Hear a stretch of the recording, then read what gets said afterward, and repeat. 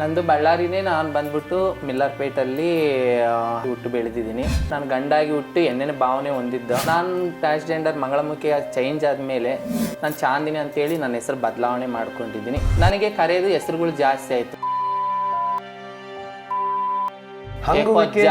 ಜಾಸ್ತಿ ನನಗೆ 15 ವರ್ಷ ಆಯಿತು. 15 ವರ್ಷ ಆದಿದ್ದಲ್ಲೇ ನಮ್ಮ ಅಪ್ಪಗೆ ಎಲ್ಲರೂ ಅಕ್ಕಪಕ್ಕದವರೆಲ್ಲ ಬಂದು ನಿನ್ನ ಮಗ ಮಾಡಂಗೆ ಮಾಡ್ತಾನೆ. ಕೋಣೆಯಾಗ ನನಗೆ ಏಜ್ ಆದಂಗೆಲ್ಲ ಜಗಳಗಳು ಜಾಸ್ತಿ ಆಯಿತು. ಸರ್ದಾರ್ಜಿಯವರು ಕಡೆಯವರು ಎಲ್ಲ ಬಂದು ನಾಲಾರು ಹಿಡ್ಕೊಂಡು ಬಟ್ಟೆ ಎಲ್ಲ ಅರೆ ಬಡ್ದು ನನ್ನ ಭಾಳಷ್ಟು ಅವಮಾನ ಮಾಡಿ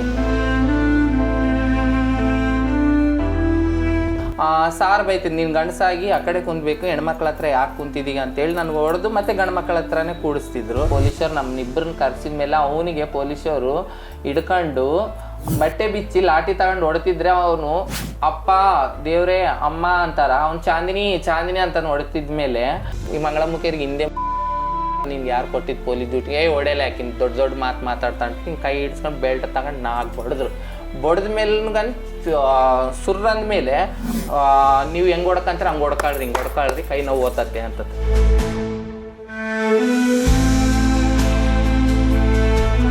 ಮೇಲೆ ಯಾರೋ ಮಾತು ಕೇಳಿ ನನ್ನ ಮೇಲೆ FIR ಹಾಕಿ ಆ ಹುಡುಗಿನ ಇವತ್ತಿಗೆ ರಿಮಾಂಡ್ ರೂಮಲ್ಲಿ ಇಟ್ಟಿದ್ದಾರೆ. ನಾನು 20 ದಿವಸದ ಹುಡುಗಿನ 9 ವರ್ಷದವರೆಗೆ ನಾನು ಸಾಕೊಂಡಿನಿ.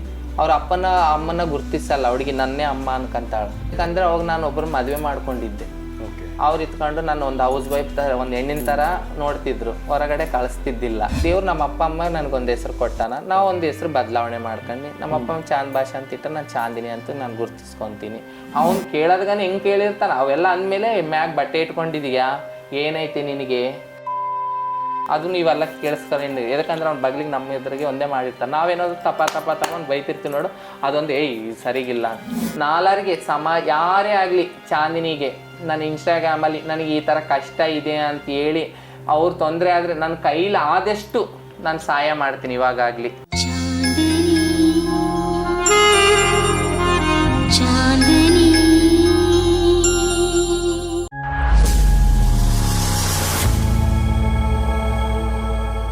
ನಮಸ್ಕಾರ, ಒಂದೇ ಮಾತರಂ, ಜೈ ಹಿಂದ್, ಜೈ ಕರ್ನಾಟಕ. ಪ್ರೀತಿಯ VTV ಬಳ್ಳಾರಿ ವೀಕ್ಷಕರೇ, ನಾನು ನಿಮ್ಮ ಮನೆ ಹುಡುಗ ಅರ್ನಾಲ್ಡ್ ವಿಜಯ್.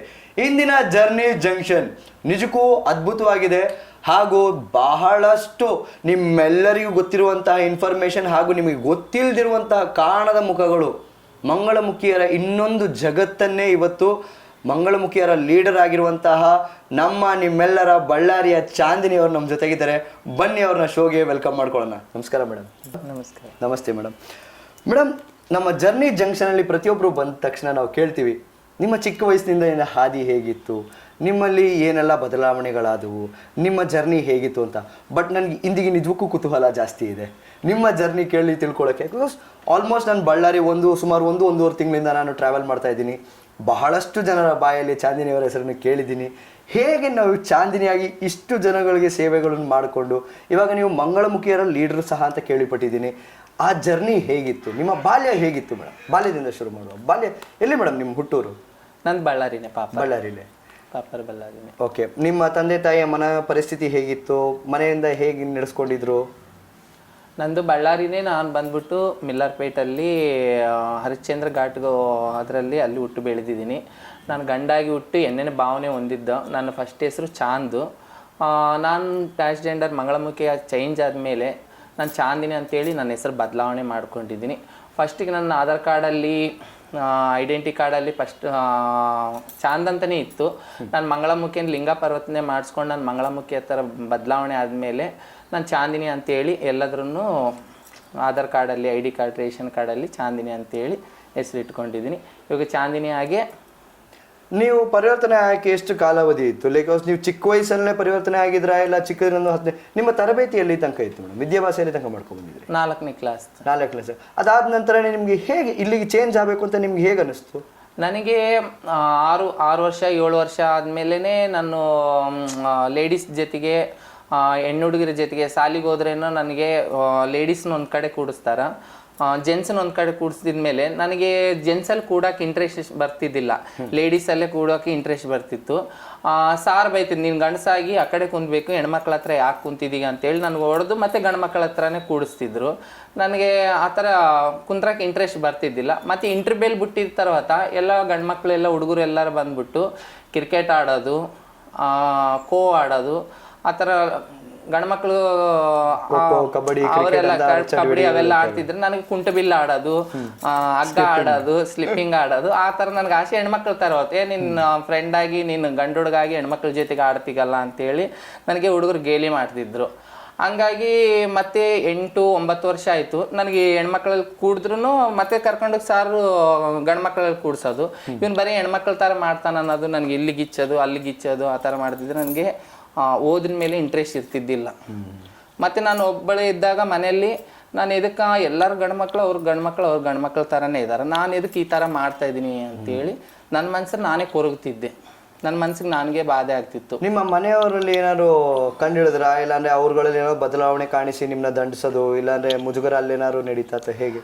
ಇಲ್ಲ ಸರ್, ಇದು ಬಂದ್ಬಿಟ್ಟು ನಾನು ಹೆಣ್ಮಕ್ಳ ಥರ ನಮ್ಮ ಅಮ್ಮಗೆ ಅಡುಗೆ ಕಾಯಿ ಪಲ್ಯ ಹಚ್ಕೊಡೋದು, ಮನೇಲಿ ಎಂಡೆ ಸಾರಿಸೋದು, ಯಾರನ್ನ ಮನೆ ಬಗ್ಲಿಗ್ದವ್ರು ಮುಗ್ಗಾಕ್ ಬಂದರೆ ರಂಗೋಲಿ ಬಿಡಿಸೋದು, ಸಂಕ್ರಾಂತಿ ಹಬ್ಬ ಆ ಥರ ಮಾಡ್ತಿದ್ರೆ ಅಕ್ಕಪಕ್ಕದವ್ರು ಎಲ್ಲರೂ ಏನು ನಿನ್ನ ಮಗ ಗಂಡು ಹುಡುಗ ಥರ ಇಲ್ಲ, ಹೆಣ್ಮಕ್ಳ ಥರ ಮಾಡ್ತಾನ ಅಂತೇಳಿ ನಮ್ಮ ಅಣ್ಣವ್ರಿಗೆ, ನಮ್ಮ ಅಕ್ಕನವ್ರಿಗೆ, ನಮ್ಮ ಅಪ್ಪವ್ರಿಗೆ ಹೇಳ್ತಿದ್ರೆ ನಮ್ಮಮ್ಮ ಏನಂತಿದ್ಲು, ನನ್ನ ಮಗ ನನಗೆ ಹೆಲ್ಪ್ ಮಾಡ್ತಾನ. ನಮ್ಮಮ್ಮ ಸಂತೋಷ ಪಡ್ತಿದ್ಲು, ನನ್ನ ಮಗ ನನಗೆ ಹೆಲ್ಪ್ ಮಾಡ್ಕೊಡ್ತಾನ. ಹೆಣ್ಣು ಹುಡುಗರು ಇಬ್ಬರು ನಮ್ಮ ಅಕ್ಕನವ್ರು ಇದ್ರೂ ಅವ್ರನ್ನ ಹೆಲ್ಪ್ ಮಾಡಲ್ಲ. ಅಡುಗೆ ಎದುರಾಗಲಿ, ಏನೊಂದು ಕೆಲಸ ಮಾಡಿ ಬಂಡೆ ಒರೆಸೋದಾಗಲಿ, ಕಸ ಹೊಡೆಯೋದಾಗಲಿ, ನಾನೇ ಎದ್ದು ನಮ್ಮಮ್ಮಗೆ ತೊಂದರೆ ಕೊಡಬಾರ್ದಂತ ನಮ್ಮಮ್ಮನ ಜೊತೆಗೆ ನಾನು ಕೆಲಸ ಮಾಡಿ ನಮ್ಮಮ್ಮನ ಸಂತೋಷ ಪಡ್ತಿದ್ದು. ನನಗೆ ಏಜ್ ಆದಂಗಲ್ಲ, 12 ವರ್ಷ 13 ವರ್ಷ ಆದಂಗಲ್ಲ ನನಗೆ ನಮ್ಮಮ್ಮ ಅಪ್ಪ ಅಮ್ಮ ಇಟ್ಟಿದ್ದು ನನಗೆ ಚಾಂದ್ ಅಂತ ಹೆಸರು. ನನಗೆ ಕರೆಯೋದು ಹೆಸರುಗಳು ಜಾಸ್ತಿ ಆಯಿತು.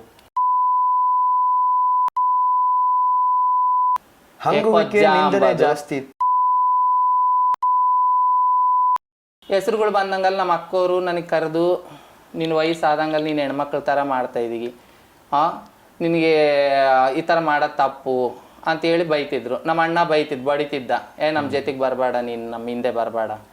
ನಮ್ಮ ಅಣ್ಣ ನಾನು ಫುಲ್ ಕ್ಲೋಸ್ ಆಗಿದ್ವಿ, ಊಟದಾಗ್ಲಿದ್ದ. ಒಂದು 12-13 ವರ್ಷ ಆದಂಗಲ್ಲ ನನ್ನ ಜೊತೆಗೆ ಬರಬೇಡ, ನೀನು ನನ್ನ ಜೊತೆಗೆ ಆಡಬೇಡ ಅಂಬಂದು ನಮ್ಮ ಅಣ್ಣನೇ ದೂರ ಇಡೋದು ನನಗೆ. ನಮ್ಮ ಅಕ್ಕೋರೆಲ್ಲರೂ ನೀನು ಹೆಣ್ಮಕ್ಳ ಥರ ಎದಕ್ಕೆ ಮಾಡ್ತೀನಿ. ನನ್ನ ಮನೆಯವರು ನಾನು ಏನು ಅಂತಿದ್ದಿಲ್ಲ, ಅಕ್ಕಪಕ್ಕವರು ನಮ್ಮ ಮನೆಯವ್ರಿಗೆ ಹೇಳೋದಕ್ಕೆ ಅವ್ರು ಬಂದು ನನಗೆ ಬೈಯೋದಕ್ಕೆ. ನಮ್ಮಪ್ಪ ನನ್ನ ಮಗ, ನನಗಿಬ್ಬರು ಅಣ್ಣವರು, ಇಬ್ಬರು ಅಕ್ಕನವರು, ನಾನು ಲಾಸ್ಟು. ನಾನು ಮುದ್ದಾಗಿ ನಮ್ಮ ಅಮ್ಮವ್ರಿಗೆ, ನಮ್ಮ ಅಪ್ಪಗೆ.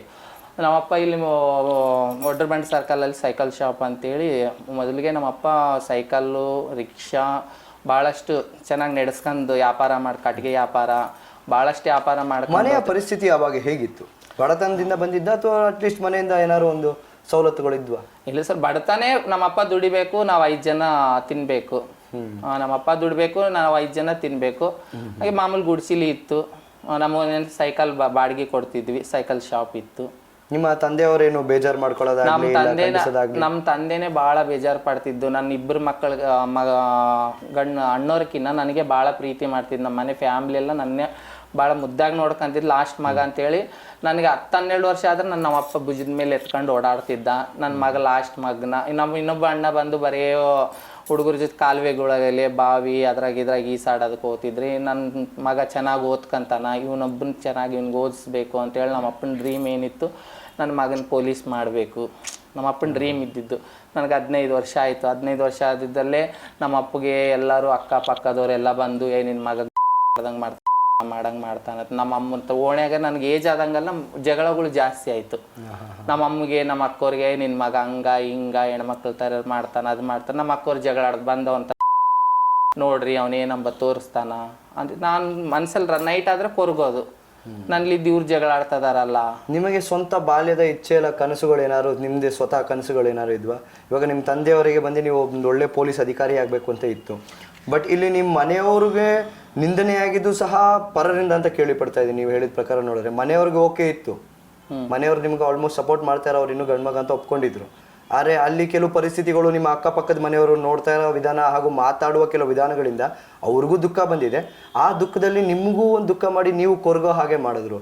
ಬಟ್ ನಿಮ್ಗೆ ಆದ ಸ್ವಂತ ಕನಸು ಇಲ್ಲ ಗುರಿ ಏನಾದ್ರು ಇತ್ತ ಚಿಕ್ಕದ್ರಲ್ಲಿ ನಮ್ಮ ಅಪ್ಪನ ಚೆನ್ನಾಗಿ ಓದಿಸ್ತಾರೆ. ನಾನು ಲಾಸ್ಟ್ ಅಂತ ಹೇಳಿ ನಮ್ಮ ಅಕ್ಕವರು ಓದ್ಬಿಟ್ರು, ನಮ್ಮ ಅಣ್ಣವರು ಬಿಟ್ಬಿಟ್ಟಿದ್ರು, ಕೆಲ್ಸಕ್ಕೆ ಸೇರ್ಕೊಂಡ್ರು. ನನಗೂ ಚೆನ್ನಾಗಿ ಓದಿಸ್ಬೇಕಂತೇಳಿ ನಮ್ಮ ಅಕ್ಕವರು ದುಡಿಯೋಕೆ ಹೋಗಿ, ನಮ್ಮ ಅಣ್ಣವರು ದುಡಿಯೋಕೆ ಹೋಗಿ, ಇವನ್ಗಾನ ಓದ್ಸೋಣ, ಏನೋ ಒಂದು ಇದು ಮಾಡೋಣ ಅಂತೇಳಿ ಅವ್ರ ಡ್ರೀಮ್ ಇತ್ತು. ನನಗೆ ಅಲ್ಲಿ ಸ್ಕೂಲಲ್ಲಿ ಗಂಡು ಹುಡುಗರು ನನಗೆ ಹೆಣ್ಮಕ್ಳ ಹತ್ರ ಕುಂದ್ರೋದು, ನನಗೆ ಗಂಡು ಮಕ್ಳ ಹತ್ರ ಕುಂದ್ರಿಸೋಕ್ಕೆ ನನಗೆ ಓದ್ ಜಾಸ್ತಿ ಏರಿಲ್ಲ. ನನಗೆ ಇಲ್ಲಿ ಗಿಚ್ಚೋದು, ಹಂಗಿಚ್ಚೋದು, ಆ ಥರ ಗೇಲಿ ಮಾಡೋದು ಜಾಸ್ತಿ ಆಯಿತು. ಹೆಸ್ರುಗಳು ನಾನು ಹೊರಗಡೆ ಹೋದ್ರೂ ತುಂಬ ಹೆಸ್ರುಗಳಿದ್ದ ಕರೆಯೋದು ನನಗೆ.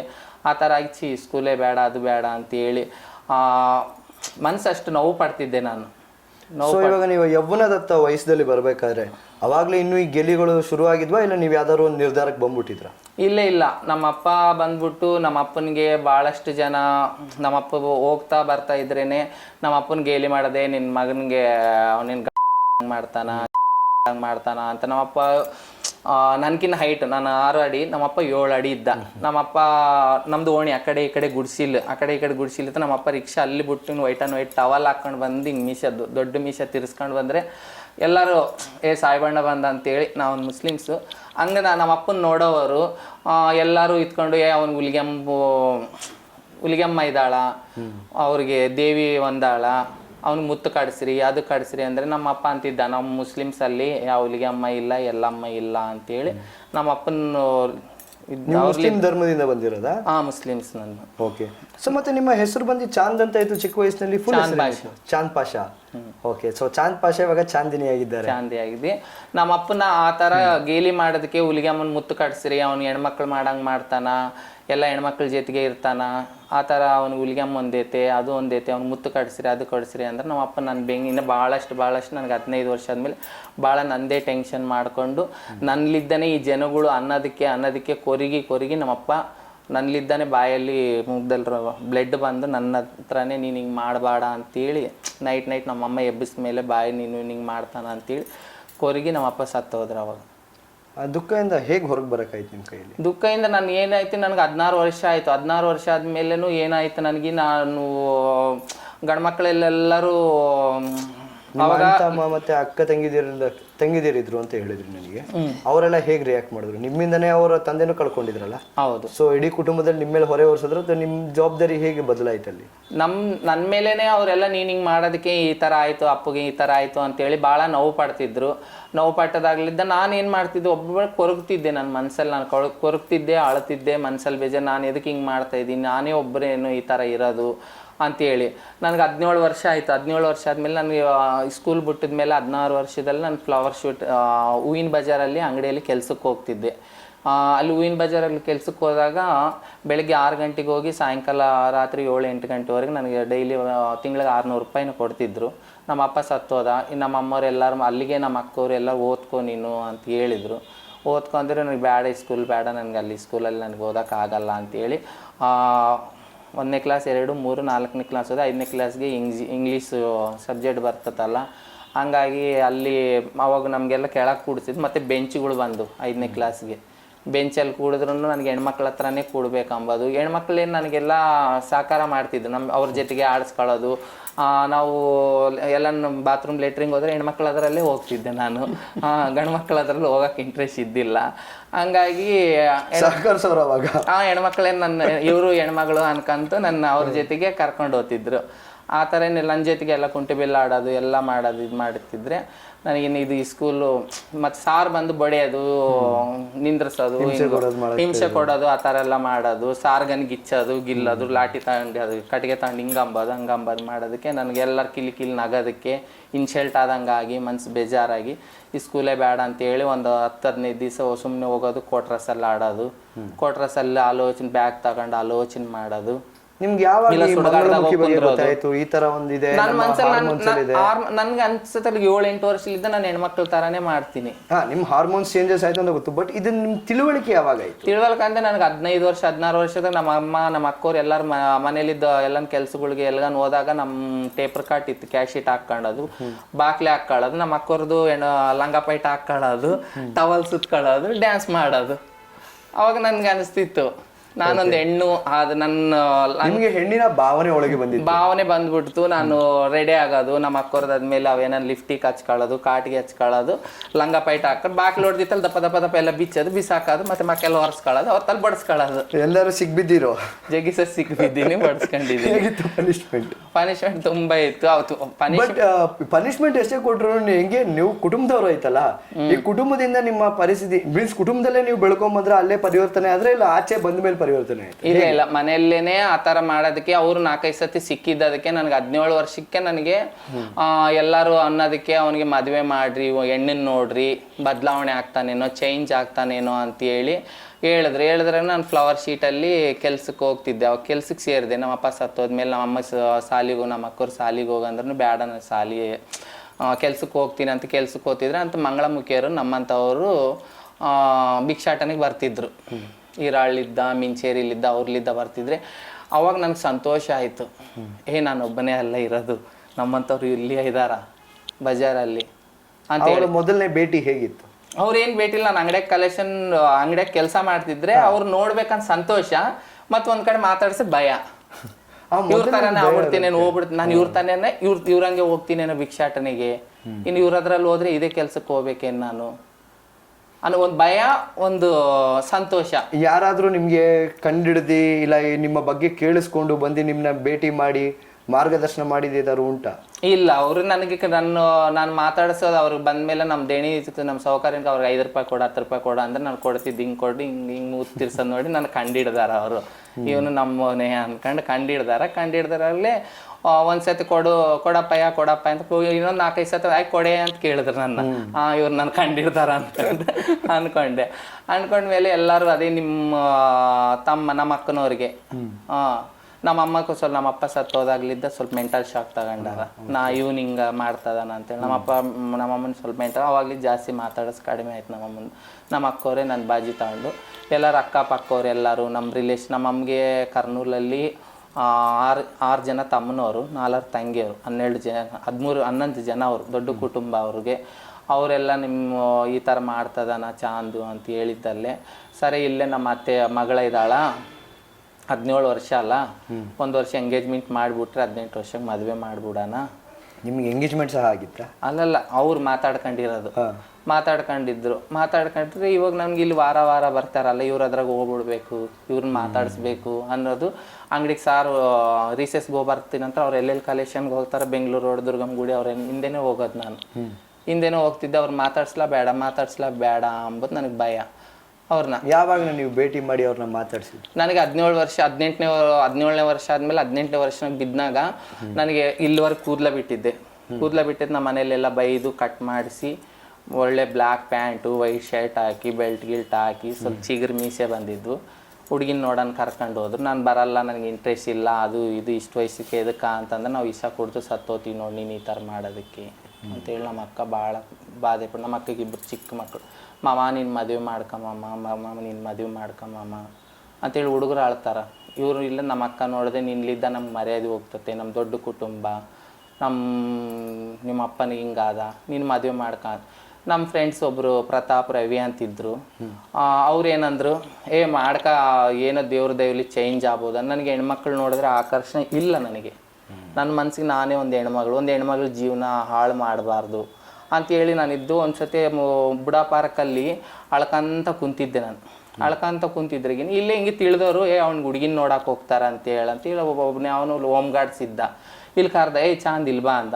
ಏನು ಸಾರ್ ಅಂತಂದು, ನಿನ್ಗೇನು ಹುಡುಗಿನ ನೋಡಕ್ಕೆ ಹೋಗ್ತಾರಂತೆ, ನೀನೇನು ಮಾಡ್ತೀವಿ ಹುಡುಗಿನ ಮದುವೆ ಮಾಡ್ಕೊಂಡು ನಿನ್ನ ಮದುವೆ ಮಾಡ್ಕೊಂಡು ನಿನ್ನೇಂತಿ ಅಂದ್ರೆ ನಾನು ಎಷ್ಟು ನೋವು ಪಟ್ಟಿರ್ಬೋದು ಅವನು. ಇನ್ನು ನಾನು ಹುಡುಗಿನ ಮದುವೆನೇ ಮಾಡ್ಕೊಂಡಿಲ್ಲ, ನೋಡಕ್ಕೆ ಹೋಗ್ತೀನಿ ಅಂದಿದ್ದದಕ್ಕೆ ಇವನೇ ಅವನು ಕರೆದು ನೀನೇ ಅಂದಾಗ ಈ ಥರ ನಿಂದನೆ ಅವಮಾನಗಳನ್ನೆಲ್ಲ ಹೇಗೆ ಸಹಿಸಿದ್ರಿ? ಅದೇ ನನ್ನ ಮನಸ್ಸು ನೋವು ಪಡೋದು. ಇವನ್ನ ನಾನು ಮದುವೆ ಮಾಡ್ಕೊಂಡಿಲ್ಲ, ಇನ್ನು ಇವಾಗ ಇಂತ ಅಂತಾನಲ್ಲ, ಮನೆಗೆ ನೋಡಿದ್ರೆ ಮದುವೆ ಮಾಡ್ಕೊಂಡು ನೀನು ಚೇಂಜ್ ಆಗ್ತಿ. ಈ ಕಡೆ ಮನೆ ಟೆನ್ಷನು, ಈ ಕಡೆ ಇವನು ಹೇಳಿದ್ದು ಅದು ಆಲೋಚನೆ ಜಾಸ್ತಿ ಆಗ್ಬಿಡ್ತು ನನಗೆ ನೈಟೆಲ್ಲ. ನಾಳೆ ಮುಂಚೆಲ್ಲ ಹುಡುಗಿನ ನಾನು ಮದುವೆ ಮಾಡ್ಕೊಂಡೆ, ದರ್ಗಾಕ್ಕೆ ಕರ್ಕೊಂಡೋಗಿ, ದುರ್ಗಮ್ ಗುಡಿಗೆ ಕರ್ಕೊಂಡೋಗಿ, ಸಿನಿಮಾಗೆ ಕರ್ಕೊಂಡೋಗಿ, ಇನ್ನು ಮಾಡ್ಕೊಳ್ಳಿಚ್ಚಿ ಇವನು ನನ್ನ ಹೆಂಡತಿನ ಮೇಲೆ ಕಣ್ಣು ಹಾಕ್ಯಾನ. ನಾಳೆ ಮುಂಚೆಲಿ ಇನ್ನೂ ಎಷ್ಟು ಜನ ಕಣ್ಣಾಗ್ಬೋದು. ಸೊ ಸಮಾಜದಲ್ಲಿ ಬಹಳಷ್ಟು ಒತ್ತಡ ನಿಮ್ಗಿತ್ತು? ಭಾಳ ಒತ್ತಡ ಇತ್ತು. ನಮ್ಮ ಮನೆಗೆ ಈಶಾ ಇಟ್ಕೊಂಡು ಕುಂತಾರ, ನಾವು ಕುಡ್ದು ಸತ್ತೋತೀನಿ ಸರಿ ನಡಿ ಹೋಗೋಣ ಅಂತೇಳಿ ನಮ್ಮ ಫ್ರೆಂಡ್ಸ್ ಇರಲಿ ನೋಡಂತಾಗ ಅಂತೇಳಿ ಹೋದ್ವಿ. ಸುಮ್ಮನೆ ಅಲ್ಲಿ ಇಷ್ಟ ಇಲ್ಲ ಅಂತ ಹೇಳಿದ್ವಿ. ಹೋದ್ವಿ, ಬೇಸು ಲಡ್ಡು, ಗುಲಾಬ್ ಜಾಮು, ಖಾರ, ಬೂಂದಿ ತಿಂದ್ವಿ. ಹುಡುಗಿನ ಬಂದರು. ಬೇಸ್ ಐಟು ಗೀಟ ಇದ್ದೀನಿ.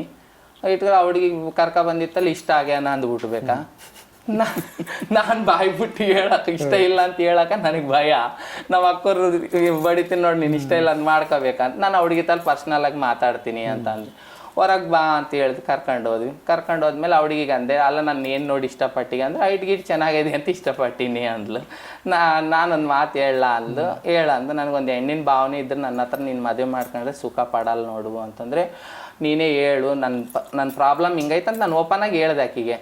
ನಿನಗೆ ಇಷ್ಟ ಇಲ್ಲ ಅಂತ ಹೇಳು, ನಾನು ಇಷ್ಟ ಇಲ್ಲ ಅಂದರೆ ನಮ್ಮ ಮನೆಗೆ ಬಡಿತಾರ, ನನಗೆ ಅವ್ರು ಬಲವಂತಲಿದ್ದ ಬಂದಾರ ಅಂತ ಹೇಳಿದ್ರೆ, ಅಪ್ಪ ಆಲ್ರೆಡಿ ನನಗೆ ಇಬ್ಬರು ಸಂಬಂಧ ಬಂದಿದ್ರು, ನಾನು ಇವಾಗ ಇಷ್ಟ ಇಲ್ಲ ಅಂತ ನಮ್ಮಪ್ಪ ಬಡಿತಾನ. ಮತ್ತೆ ಇದು ಏಕ್ತಾನೆ ಮುರಿದು ಬಿತ್ತು. ಆ ಹುಡುಗಿ ನಮ್ಮಪ್ಪ ಬಡಿತಾನ ಅಂತ ಆ ಹುಡುಗಿ ಅಂದ್ಲು. ಇವಾಗ ನಾನು ಹೆಂಗೆ ಮಾಡ್ಬೇಕು, ಈ ಹುಡುಗಿ ಹೇಳಲ್ಲ ನಾನೇ ಹೇಳ್ಬೇಕಾ ಅಂತಂದು ಬೇಸ್ ತಿಂದು ಗಿಂದು ಬಂದ್ಮೇಲೆ ನನಗೆ ಹುಡುಗಿ ಬೇಸಿಲ್ಲ, ಇಷ್ಟ ಇಲ್ಲ ಅಂತ.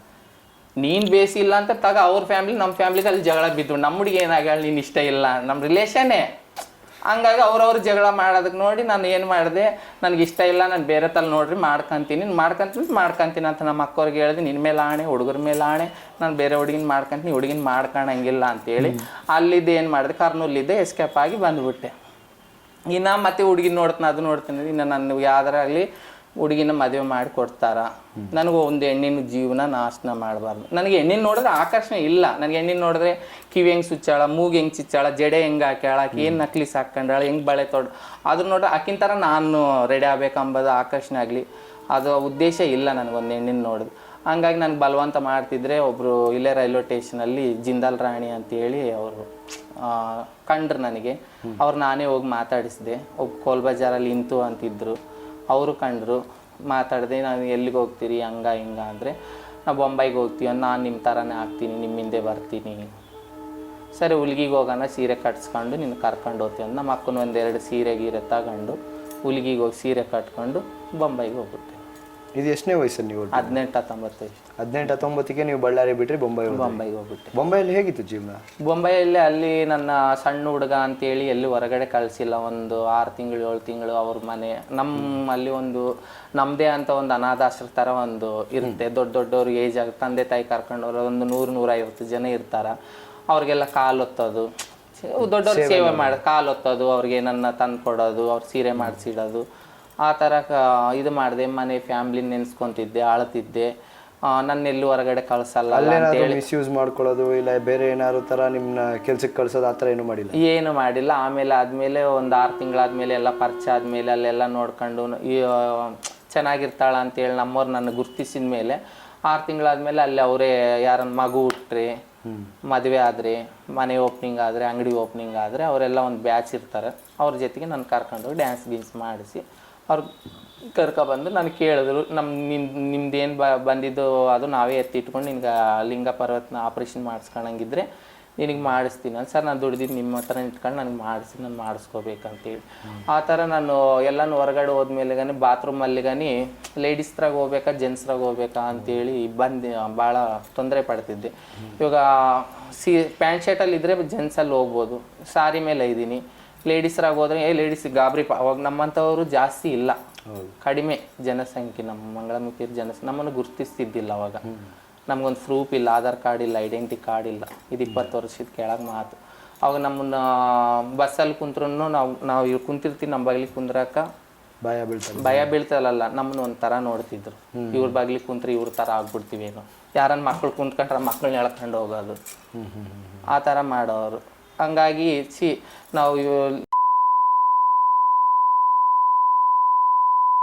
ಹಂಗಾಗಿ ಆಪ್ರೇಷನ್ ಮಾಡಿಸ್ಕೊಂಡಂತ ನಿರ್ಧಾರನ ಮಾಡಿಕೊಂಡೆ. ದುಡ್ದಿದ್ದೆಲ್ಲ ಅವ್ರಿಗೆ ಕೊಡ್ತಿದ್ದೆ. ನಾನು ಬಾತ್ರೂಮಲ್ಲಿ ಭಾಳಷ್ಟು ಗಂಡ್ಮಕ್ಳು ಬಾತ್ರೂಮಲ್ಲಿ ಹೋದ್ರೂ ಹೆಣ್ಮಕ್ಳು ಬಾತ್ರೂಮಲ್ಲಿ ಹೋದ್ರೂ ನೀನು ನಮ್ಮ ಅದ್ರಾಗ ಬರಬೇಡ, ನೀನು ಅದ್ರಾಗ ಹೋಗಿ ಗಂಡ್ಮಕ್ಳದ್ರಾಗ. ಅಲ್ಲಿ ತೊಂದರೆ ಆಯಿತು. ಅಲ್ಲಿ ಅವಮಾನ ನಿಂದನೆಗಳು ನಿಮ್ಮ ಎಲ್ಲಿ ತನಕ ಬೆನ್ನಟ್ಟಿ ಬಂದಿದ್ವು? ಈ ಅವಮಾನ ನಿಂದನೆಗಳು ನಿಮ್ಮನ್ನ ಎಲ್ಲಿ ತನಕ ನಿಮ್ಮ ಬೆನ್ನಿಂದೆ ಬಂದವು? ನನ್ನ ಲೈಫೆಲ್ಲ ಹಿಂಗೆ ಅವಮಾನಗಳು ಬಂದು ಮನೆಗೆ ನಮ್ಮ ಫ್ಯಾಮಿಲಿ ಕರ್ಕೊಂಡವ್ರಿಗೆ ಅವಮಾನ. ಎಂದಿಗೂ ಕುಗ್ಗಿದ್ದಿಲ್ಲ? ಭಾಳ ಕುಗ್ಗಿದ್ದೀನಿ, ಹತ್ತಿದ್ದೀನಿ, ಸುಸೈಡ್ ಮಾಡ್ಕೊಳಕ್ ಹೋಗಿದ್ದೀನಿ. ಏನು ಕಾರಣಕ್ಕೋಸ್ಕರ ಸೂಸೈಡ್ ಮಾಡ್ಕೊಳ್ಳೋದ್ರಿ? ಆಲ್ಮೋಸ್ಟ್ ಚಿಕ್ಕ ವಯಸ್ಸಿಂದನೇ ಎಲ್ಲಾ ತರ ಅವಮಾನಗಳನ್ನು ಫೇಸ್ ಮಾಡಿರ್ತೀರ, ಅದ್ರ ಎಕ್ಸ್ಟ್ರೀಮ್ ಲೆವೆಲ್ ಸೂಸೈಡ್ ಅನ್ನೋದು ಇದೆಯಲ್ಲ, ಅಲ್ಲಿ ತನಕ ಹೋಗ್ಬೇಕು ಅಂದ್ರೆ ಏನಾದ್ರು ಒಂದು ಕಾರಣ ಇದ್ದೇ ಇರುತ್ತಲ್ಲ, ಬಲವಾದ ಕಾರಣ. ಸೂಸೈಡ್ ಅಂದ್ರೆ ಇದೇ, ಆಪರೇಷನ್ ಆಯ್ತು, ತಂದೆ ತಾಯಿ ಕರ್ಕೊಂಡಿಲ್ಲ, ಏನ್ ನನ್ನ ಜೀವನ. ತಂದೆ ತಾಯಿನ ಮತ್ತೆ ಹೋಗಿ ಭೇಟಿ ಮಾಡಿದ್ರ? ಇಲ್ಲ, ಮಾಡಿಲ್ಲ. 1 ವರ್ಷ ಅಲ್ಲೇ ಇದ್ದೆ. ಮತ್ತೆ ಆಮೇಲೆ ಟ್ರೈನ್ ಭಿಕ್ಷಾಟನೆ ಕಳಿಸಿದ್ರೆ ಮತ್ತೆ ಅಲ್ಲಿ ಭಿಕ್ಷಾಟನ ಆದ್ಮೇಲೆ ಸ್ವಲ್ಪ ನೀನು ಚೆನ್ನಾಗಿದ್ದೀವಿ, ಹೆಣ್ಮಕ್ಳ ಥರ ಇದೀವಿ, ಇದ್ರ ದುಡ್ಕೊಂಡ್ರೆ ಚೆನ್ನಾಗಲ್ಲ, ನಿನ್ನ ಚೆಸ್ಟ್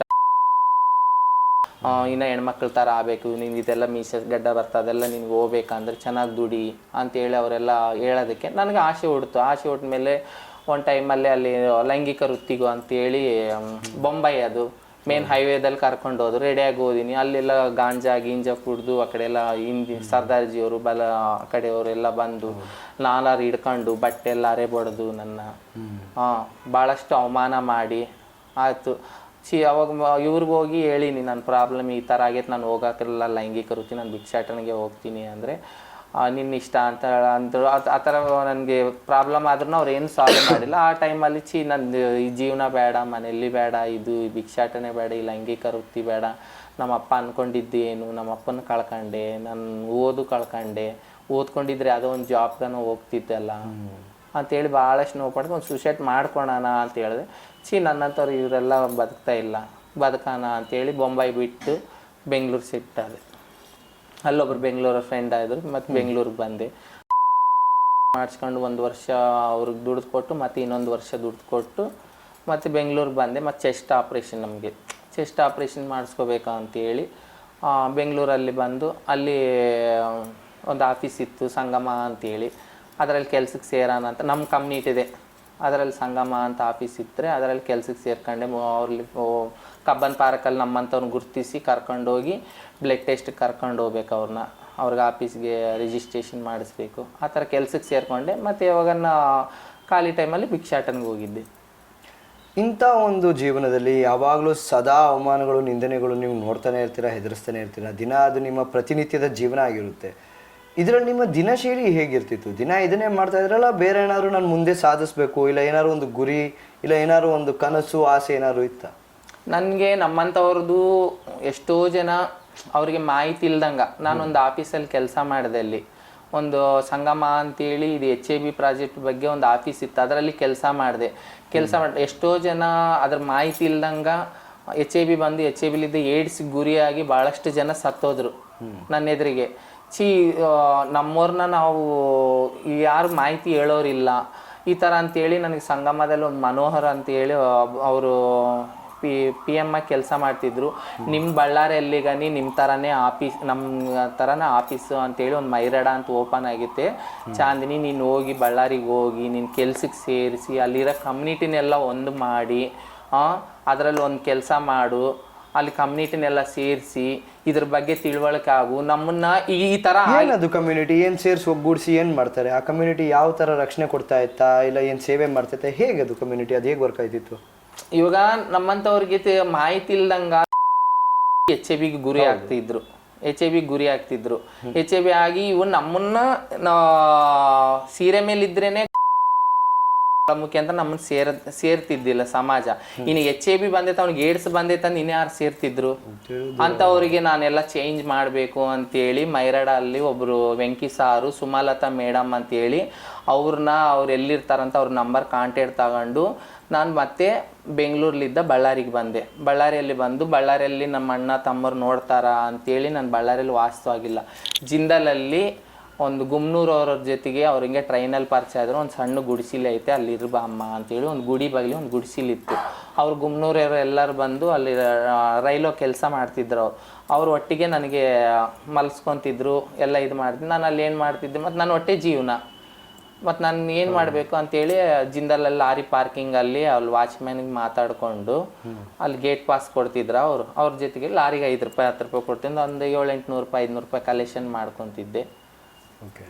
ಮಾಡಿಕೊಂಡು ನಾನು ಒಟ್ಟೆ ಜೀವನ ನಡೆಸ್ಕೊಂತಿದ್ದೆ. ಬಟ್ ಇಲ್ಲಿ ಬಳ್ಳಾರಿ ಬಂದಾಗ ನಿಮ್ಗೆ ಎಂದು ನಿಮ್ಮ ತಾಯಿನ ನೋಡಬೇಕು, ಇಲ್ಲ ನಿಮ್ಮ ತಂಗಿನ ಭೇಟಿ ಆಗಬೇಕು ಅನ್ನೋದು, ನಿಮ್ಮ ಅಣ್ಣನ ಮೇಲೆ ಬಹಳ ಪ್ರೀತಿ ಇತ್ತು, ನಿಮ್ಮ ಅಣ್ಣನ ಭೇಟಿ ಆಗಬೇಕು ಅನ್ನೋ ಕನಸು ಇಲ್ಲ ಆಸೆ ಯಾವುದು ಹುಟ್ಟಿಲ್ಲ? ನಮ್ಮ ಅಣ್ಣನ ನಮ್ಮ ಅಮ್ಮನ ಒಂದು ದಿವಸ ನೆನೆಸ್ಕೊಂಡಿದ್ದು ದಿನ ಇಲ್ಲ, ಹತ್ತಿದ ದಿನ ಇಲ್ಲ.